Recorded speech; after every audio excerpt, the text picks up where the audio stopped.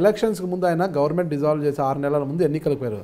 దానికి ముందు తిరుపతి అలిపిరి దగ్గర బాంబ్ బ్లాస్ట్ జరిగింది, చంద్రబాబు నాయుడు గారి మీద మావోయిస్టులు జరిపారు. అప్పుడే మీరు బయటకు వచ్చారు, జరిపింది మీ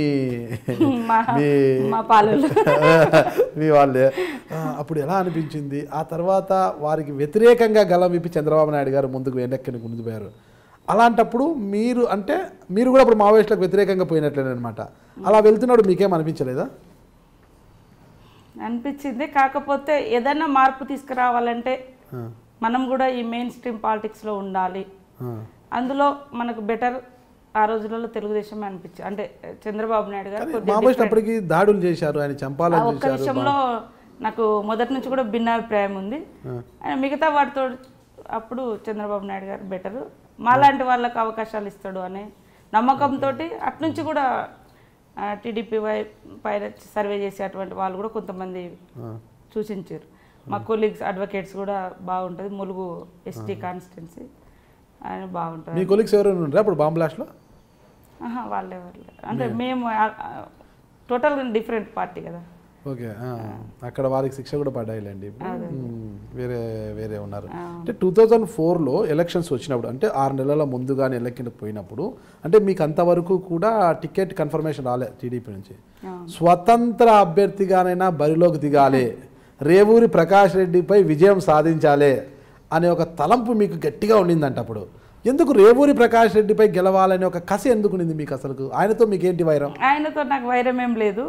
నేను పనిచేసింది నర్సంపేట ఏరియా, ఆ ఏరియాలో నేను తెలుసు కాబట్టి అక్కడైతే బాగుంటుందని అంటే ఆయనతో లేదు. కాకపోతే పాలిటిక్స్లోకి వస్తే కొంత మార్పు తీసుకురాగలుగుతాము, అట్లా రాలేదు కాబట్టి ఇట్లనే చేద్దామని.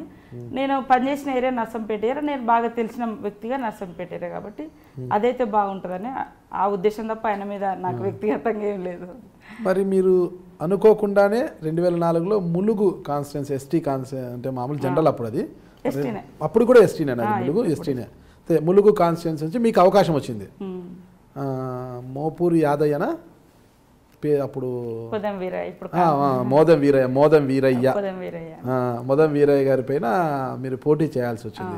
ఒక్కసారిగా అనుకోకుండా మీకు టీడీపీ పిలిచి టికెట్ ఇస్తే ఎలా అనిపించింది?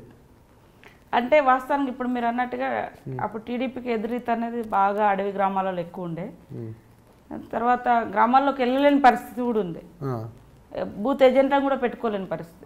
అప్పుడు మావోయిస్టు నక్సలైట్ పార్టీలు పూర్తిగా డెడ్ అగెనిస్ట్, అసలు ఊర్లలో కూడా చాలామంది టీడీపీ వాళ్ళని చంపిన సంబంధం అవి కూడా ఉండే.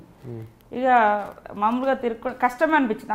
అప్పటిదాకా ఉన్నటువంటి అభ్యర్థి టీడీపీ నాయకుడు ఆయన కూడా సహకరించలేదు, పూర్తిగా వ్యతిరేకంగా.